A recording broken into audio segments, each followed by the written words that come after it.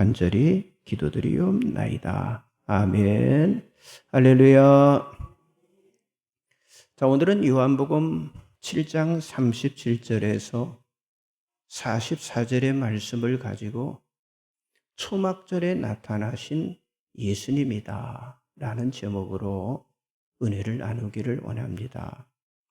자, 오늘 우리가 보고 있는 이 본문인 요한복음 7장은요, 추수감사절의 배경인 초막적 절기 때 예루살렘을 배경으로 전개되는 그런 말씀입니다. 자, 예수님은 갈릴리에서 사역을 하고 계시는데 이제 가장 큰 절기인 초막절이 다가오고 있었습니다. 자, 예루살렘에 살고 있는 사람뿐 아니라 이스라엘 전체가 이 초막절의 절기를 지키기 위해서 분주해집니다. 특별히 예루살렘에 살고 있는 많은 유대인들은요, 아주 특별한 그런 기대감에 부풀어 있었는데, 자, 이 초막적 절기의 예루살렘에서 한 사람을 볼 수 있을까 하는 기대감인데, 바로 그 한 사람, 그분이 바로 예수 그리스도였어요. 그리고 갈릴리에서 예수님과 함께한 제자들은요, 예수님과 함께 예루살렘에 올라가기를 원했는데 왜 그랬을까요? 수많은 예루살렘 사람들에게 예수님의 진가를 멋지게 보여주기를, 그래서 자기들의 어떤 기대감도 높아지기를 은근히 기대를 했어요. 그러나 예수님은요, 제자들을 먼저 보냈습니다. 그리고 자신은 은밀히 홀로 순례의 길에 오르셨는데, 그래서 우리가 오늘 보는 요한복음 7장에서 9장까지는요, 예수님께서 그 초막적 절기 중에 예루살렘 그 성전에서 선포하신 말씀이 기록이 되어 있어요. 그런데 이 초막절에는요, 아주 특별한 의식이 있었는데, 번제단에 물과 포도주를 붓는 그런 의식이 있었습니다. 자, 초막절에 번제단에 물과 포도주를 붓는 의식, 아니, 이 물을 붓는 의식은요, 새로운 한 해에도 충분한 비가 내려서 아주 풍성한 추수와 그리고 식량의 기갈을 벗어나게 해달라고 하는 의미를 갖는 그런 종교 의식으로 번제단에 물을 붓게 되어요. 자, 그리고 이 번제단에 물과 포도주를 붓는 의식은요, 절기가 진행되는 동안 매일 이른 아침에서부터 진행이 되었습니다. 자, 백성들이 성전에서 밤을 새웠어요. 그 밤에 춤을 추고 또 찬양을 하고 또 시편 성경을 암송을 하고 또 기도를 한 그런 순례자들은요, 자, 새벽에 동이 틀 때가 되면요, 그들은요, 이제 나팔과 양각 나팔을 불게 된 거예요. 그리고 모든 사람이 예루살렘 근처에 실로암 연못에 내려가는 거예요. 거기서 물을 길어서 성전으로 돌아와, 그리고 번제단에서 또 다시 나팔과 양각 나팔을 불면서 큰 찬양과 기도와 함께 물과 포도주를 번제단에 붓는 의식이 계속 이제 반복이 되는 겁니다. 자, 그런데 이 초막절에 이와 같이 물을 붓는 축제는요, 절기의 한 행사인데, 그런데 저녁에도 성전뜰에서 또다시 물을 붓는 의식이 또 재현이 되었어요. 자, 성전뜰에는요, 수많은 사람들이 모여 있을 거 아닙니까? 자, 이 성전뜰은 온통 이 초막절, 이 축제 분위기에 들떠서 여기도 마찬 무리를 주어서 춤을 추고 찬양하며 기도하고, 그리고 시편 113편에서 118편을 암송하면서 행사의 최고 절정인 물과 포도주를 붓는 의식이 진행되려는 그 순간이었어요. 그때 한 사람이 성전뜰에 있는 무리들 사이로 지나서 앞으로 걸어 나오게 됩니다. 그리고 그 순간 준비되었던 물과 포도주를 붓는 의식이 거행이 되어지자 성전뜰에 모인 모든 사람들은 다 땅에 엎드려 기도를 하기 시작하는 거예요. 하나님, 우리를 불쌍히 여겨주옵소서. 우리를 구원하여 주옵소서. 우리로 하여금 살아나게 하여 주옵소서라고 그들이 기도하는 거예요. 자, 그때 무리들을 지나서 그들 앞에 선 이 한 사람, 예수께서 그들에게 큰 소리를 외치셨습니다. 자, 말씀별지 나와 있죠? 요한복음 7장 37절, 38절 같이 보겠습니다. 누구든지 목마르거든 내게로 와서 마시라. 나를 믿는 자는 성경의 이름과 같이 그 배에서 생수의 강이 흘러나오리라 하시니. 자, 많은 사람들이 먹는 물에 관심을 갖고 지금 절기를 지키고 있는 그때에 우리 주님 예수님께서는 영원히 목마르지 않는 물에 대해서 그들에게 말씀을 하셨던 겁니다. 그러자 그 성전뜰에서는요, 예수로 인해서 오늘 말씀해 보니까 쟁론이 일어났다라고 여기 43절에 말씀하고 있는데, 또 40절에 보면 무리 중에는 이 사람이 참으로 선지자라고 말하는 그런 사람들도 있었습니다. 그리고 어떤 사람은 그리스도는 갈릴리가 아닌 다윗이 살던 그 베들레헴에서 나온다 하지 아니하였네. 그러니까 예수님을 갈릴리 출신으로 생각하고 또 그런 말을 하는 사람도 있었어요. 그리고 그 중에는 예수를 찾고자 하는 그런 사람들도 있었지만은 감히 손을 대는 자가 없었다라고 오늘 성경은 기록하고 있습니다. 자, 오늘 저와 여러분이 이 말씀의 의미를 이해한다면 하나님께서 바로 이 추수감사절의 배경인 이 초막절의 절기를 정하시고, 그리고 절기를 통해서 우리들에게 깨닫게 하시려는 그 목적, 그 뜻이 무엇인지를 우리가 분명히 알 수가 있다고 하는 거예요. 그렇다면 이 추수감사절의 배경이 되는 바로 이 초막절이라고 하는 건 과연 어떤 날일까요? 첫째는요, 초막절은요, 예수님을 만나는 날입니다. 자, 여러분들은 예수님을 과연 어떤 분이라고 생각을 하십니까? 자, 본문에 보면 이 초막절 때 예루살렘 성전에 모인 유대인들은요, 자, 예수로 인해서 논쟁, 쟁론이 있었다고 했는데, 어떤 사람은 예수께서 무리를 미혹한다라고 말을 했어요. 자, 요한복음 7장 12절 나와 있죠. 같이 봅니다. 예수에 대하여 무리 중에서 수군거림이 많아 어떤 사람은 좋은 사람이라 하며 어떤 사람은 아니라 무리를 미혹한다 하나. 또한 무리들은요, 예수님을 향해서 7장 20절에 보면 귀신이 들렸도다라고 예수에 대해서 말을 했어요. 그런 반면에 무리 중에서 많은 사람은 예수님께서 행하신 표적으로 인해서 예수님을 구원자로 믿는 사람들도 있었다고 하는 거예요. 저는 오늘 이 시간 예수 이름이 선포될 때 여러분의 마음속에 예수로 말미암아 큰 파장이 일어나기를 기대합니다. 그렇다면 여러분, 성경은 예수님을 누구라고 증거하고 있냐고 하는 거예요. 자, 오늘 우리가 보는 이 요한복음 7장에 나타난 예수님의 그 핵심은 뭐냐? 내가 스스로 온 것이 아니라 하나님께서 보내셨다고 하는 주장을 하고. 자, 요한복음 7장 28절 29절 나와 있죠. 같이 봅니다. 예수께서 성전에서 가르치시며 외쳐 이르시되 너희가 나를 알고 내가 어디서 온 것도 알거니와 내가 스스로 온 것이 아니니라.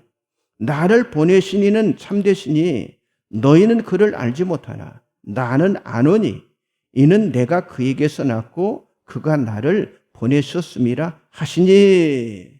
그렇습니다. 하나님께서는 우리 인간을 사랑하사 예수님을 이 땅에 보내주셨어요. 그리고 예수를 믿는 자마다 멸망하지 않고 영생을 얻게 하신다. 독생자를 이 세상에 보내신 그 뜻을 말씀해 주셨습니다.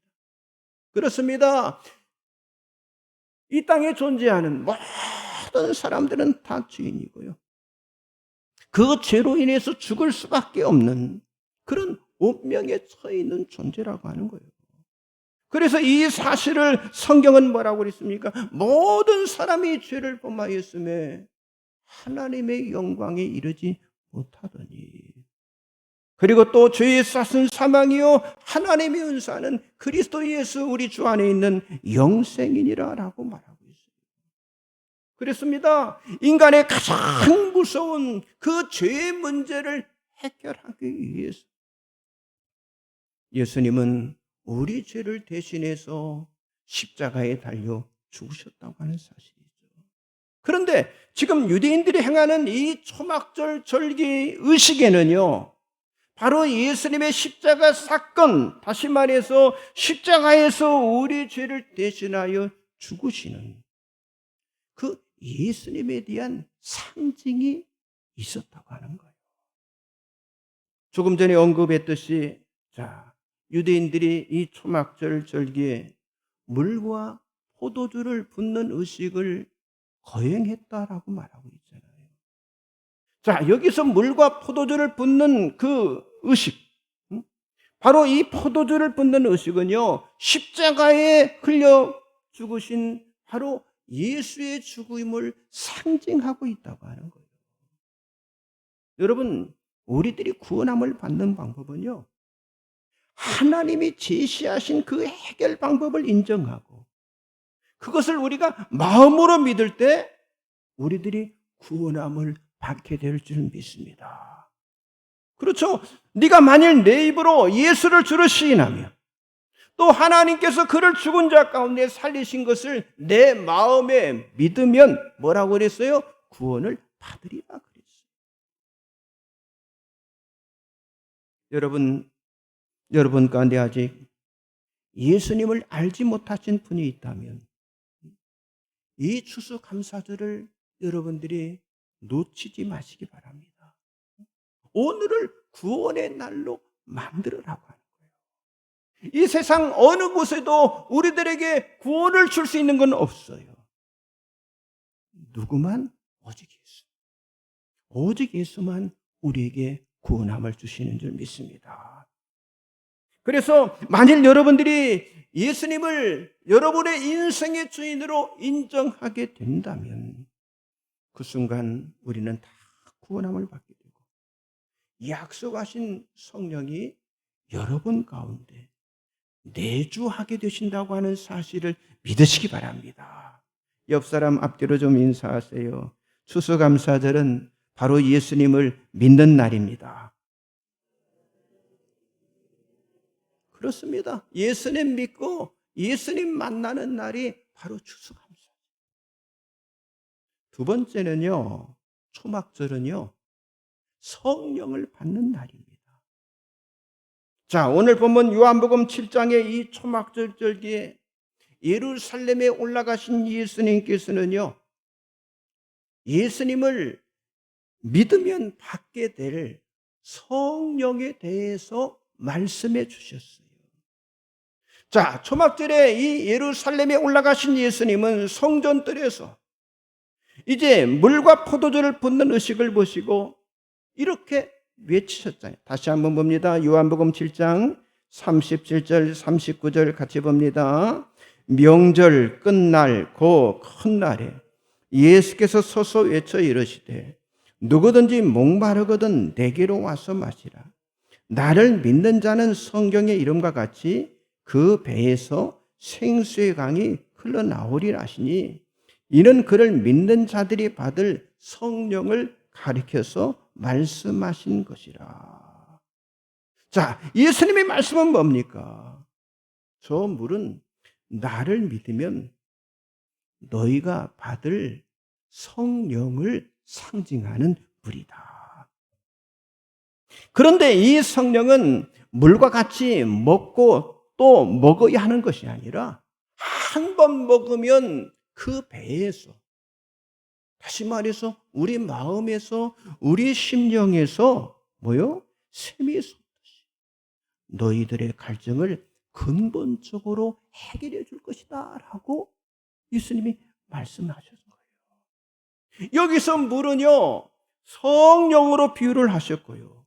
그리고 성령의 역할에 대해서 샘솟는 물로 예수님이 또 비유를 하신 거예요.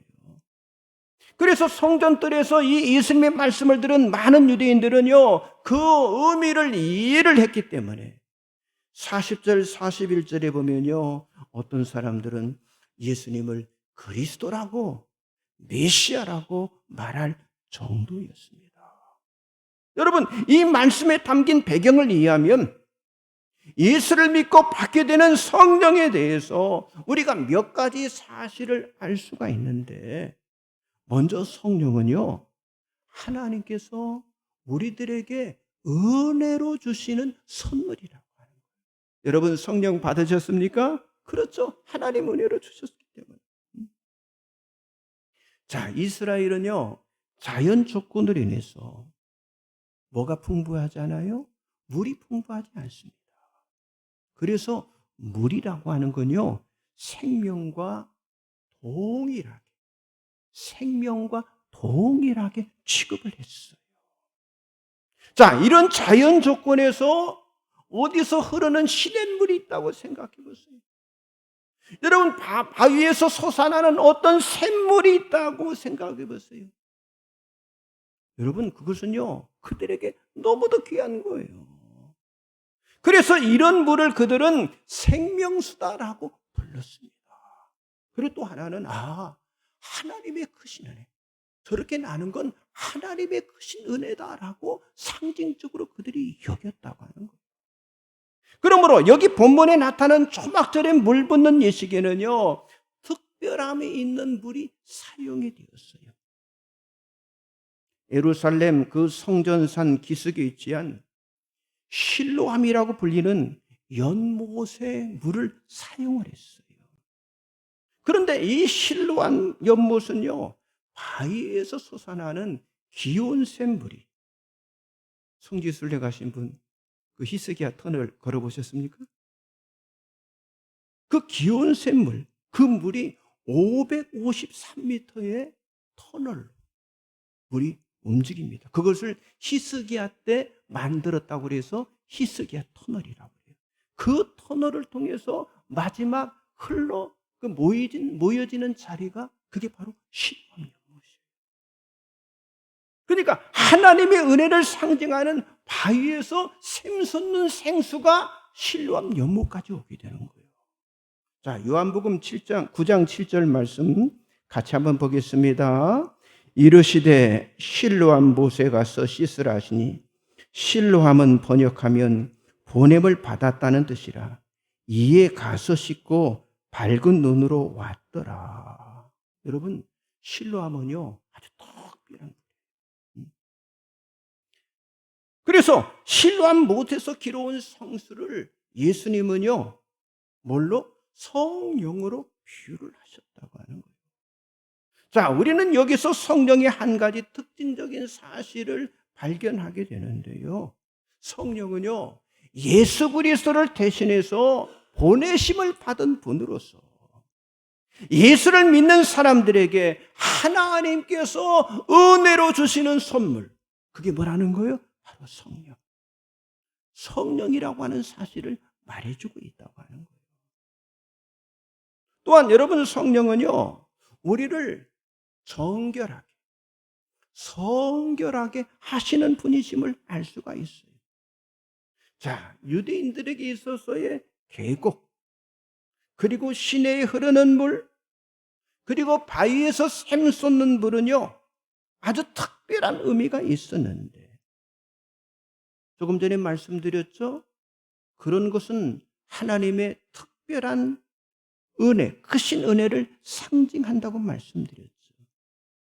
그래서 하나님은 사람들이 죄를 짓거나 어떤 부정한 것에 접촉했을 때, 또 제사장들이 성전에서 일을 하게 될 때, 그리고 성전에 기도하러 올라갈 때 반드시 뭘 했어요? 자기 몸을 물로 씻는 예식을 행하라고 말씀해 주셨어요. 명령하셨습니다. 그래서 이 예식을 유대인들의 무슨 예식이라고 그래요? 정결 예식이다. 성경에 나와 있잖아요. 정결 예식이라 했어. 그래서 몸을 물로 씻듯 죄를 씻어내는 그런 의식을 상징하는 것입니다. 자, 그래서 이 예식을 행함으로 죄나 부정함으로부터 깨끗해져야만 성전에서 일을 할 수가 있고, 그리고 또 백성들도요 성전에 가까이 할 수가 있다고 하는 사실이죠. 그런데 이 정결 예식을 행할 때 사용된 물은 반드시 흐르는 물, 그리고 바위에서 샘솟는 물을 사용해야만 했는데, 왜냐? 그렇죠. 이 물은 하나님의 은혜를 상징하는 물이기 때문에 반드시 그런 물을 사용했어요. 자, 그런데 예수님께서 이 초막적 절규식에 사용되는 생수를 보시고 저 물이 바로 내가 너에게 줄 성령이다라고 아주 은혜적으로 표현하면서 그들에게 말씀해 주셨다고 하는 거예요. 자, 이것은 무슨 말입니까? 누구든지 예수를 믿으면 받게 될 성령 세례를 말씀하신 것인데, 그렇습니다. 성령은 우리로 하여금 회개하게 만들고 우리를 정결하게 함으로 우리를 하나님 앞으로 인도하신다고 하는 사실을 여러분들이 믿으시기 바랍니다. 그렇죠. 또한 여러분, 성령은요 우리의 갈증을 해결해 주시는 분이십니다. 자, 요한복음 7장 37절 39절 다시 한번 봅니다. 명절 끝났 곧 큰 날에 예수께서 서서 외쳐 이르시되 누구든지 목마르거든 내게로 와서 마시라. 나를 믿는 자는 성경의 이름과 같이 그 배에서 생수의 강이 흘러나오리라 하시니 이는 그를 믿는 자들이 받을 성령을 가르쳐서 말씀하신 것이라. 자, 초막절에 모인 유대인들의 관심은요 오직 뭐에만 있어요? 물에만 있는 거예요. 그래서 그 물로요 농사를 짓고요, 아니 자기들의 그 육체의 목마름으로부터 벗어날 수 있느냐 하는 거, 그것이 그들의 관심사였습니다. 그런데 예수님께서 바위에서 물이 솟아나듯이 성령이 우리 안에서 생수처럼 솟아날 것을 말씀하셨잖아요. 결국 초막절에 예수님께서 하신 말씀은요 누구든지 예수를 믿으면 성령을 주시는데 그 성령께서 우리 안에 내주하시어 마치 바위에서 솟아나는 샘처럼 지속적으로 우리들의 갈증을 근본적으로 해결해 주실 것이라고 하는 그런 말씀을 예수님이 하셨던 거예요. 여러분, 그렇다면 여러분들의 갈증은 무엇입니까? 육체적인 질병입니까? 사람과의 갈등입니까? 아니 세상적인 유혹입니까? 미래에 대한 불안, 미래에 대한 불확실성입니까? 아니면 죽음에 대한 두려움입니까? 여러분들을 목마르게 만드는 것이 무엇이든지 오늘 예수를 만나시기 바랍니다. 그러면 성령께서 우리 안에 내주하시고 마치 배에서 생수가 솟아나듯 성령님께서 역사하심으로 여러분의 모든 목마름을 다 해결해 주실 줄 믿습니다. 그렇죠? 오늘 예수 만나는 날이라니까요. 그러면 성령님께서 여러분과 함께 하셔서 우리 인생에 관한 모든 갈증의 문제를 해결해 주실 줄 믿습니다. 옆 사람 좀 인사하세요. 목마름을 해결할 성령을 받읍시다. 성령이에요, 성령. 마지막 세 번째는요, 초막절은요 세상에 빛이 되는 날입니다. 자, 요한복음 8장 12절 말씀 나와 있죠. 같이 봅니다. 예수께서 또 말씀하여 이르시되 나는 세상의 빛이니 나를 따르는 자는 어둠에 다니지 아니하고 생명의 빛을 얻으리라. 그리고 예수님은요, 이 말씀을 선포하신 장소를 또 언급해 주셨어요. 자, 요한복음 8장 20절 보겠습니다. 이 말씀은 성전에서 가르치실 때 헌금함 앞에서 하셨으나 잡는 사람이 없으니 이는 그의 때가 아직 이르지 아니하였음이러라. 자, 예루살렘의 성전의 헌금함은요, 여인들의 뜰에 이 헌금함이 놓여져 있었습니다. 그러니까 예수님께서 바로 이 초막절에 여인들의 뜰, 헌금함 앞에서 아까 조금 전에 요한복음 8장 12절에 뭐라고 선포하셨어요? 나는 세상의 빛이다라고 선포를 하셨던 거예요. 자, 초막절 이 축제 행사를 진행하는 동안 이 여인들의 뜰에는요, 특별하게 4개의 거대한 등대가 만들어집니다. 4개의 거대한 등대가 만들어져요. 기록에 의하면요, 이 세워진 4개의 등대가 얼마나 높고 얼마나 환했는지, 예루살렘 어디에서든지 그 등대가 다 보였다고 그래요. 자, 지금 예수님이 서 계신 장소가 바로 이 거대한 등대가 있는 바로 여인들의 뜰, 지금 헌금 앞이었어요. 바로 이 거대한 등대 앞에서 예수님이 뭐라고요? 나는 세상의 빛이다라고 선포를 하셨던 거예요.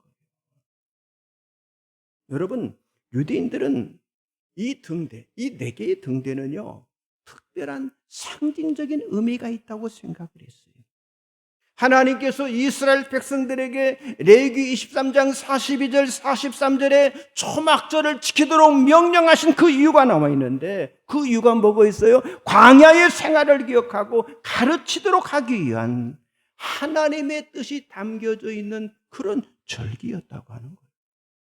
그리고 하나님께서는 이스라엘 백성들을 어때요? 구름 기둥과 불 기둥으로 그들을 광야에 거니던 그들을 인도해 주셨잖아요. 그래서 여기 초막절에 여인들이 세운 이 거대한 4개의 등대는요, 광야에서 이스라엘 백성들을 인도했던 뭘 상징하는 거예요? 불기둥, 구름 기둥을 상징하고. 그렇잖아요. 구름 기둥과 불 기둥이 이스라엘 백성들을 인도했잖아요. 예수님은 바로 이 불 기둥 밑에서 뭐라고 선포하셨어요? 나는 세상의 빛이다라고 선포를 하셨어요. 결론에 말씀드립니다. 여러분, 우리가 사는 이 세상은요, 어둠의 장소예요. 특별히 이 포스트 팬데믹 시대를 살아가는 우리들은요, 보세요. 이 지속되는 이 엔데믹의 후유증으로 지금 사람들이 얼마나 고통을 당하고 있습니까? 자, 그러나 빛 대신 우리 주님 예수님께서는요, 우리와 함께 하신다고 하는 사실을 믿으시기 바랍니다. 그러므로 추수감사절은요, 바로 우리에게 빛의 삶이 있다고 하는 사실을 선포하고 있다. 너희는 빛이 되어라. 혹시라도 어둠의 터널을 지나고 있는 것이다면 빛 대신 예수님 바라보시기 바랍니다. 만일 우리가 빛 대신 그 예수를 만난다면, 그렇죠, 더 이상 빛이 있으면 어둠은 다 사라지잖아요. 오늘 이 추수감사절을 통해서 예수님을 만나고 성령의 인도와 성령의 충만함을 받으며 빛으로 살도록 우리를 축복하신 하나님 앞에 바른 영광을 돌리는 삶, 그 삶을 살아가시는 여러분들이 되시기를 주님의 이름으로 간절히 축복합니다. 기도하겠습니다. 전능하신 하나님, 이 세상에 우리를 살게 하신 것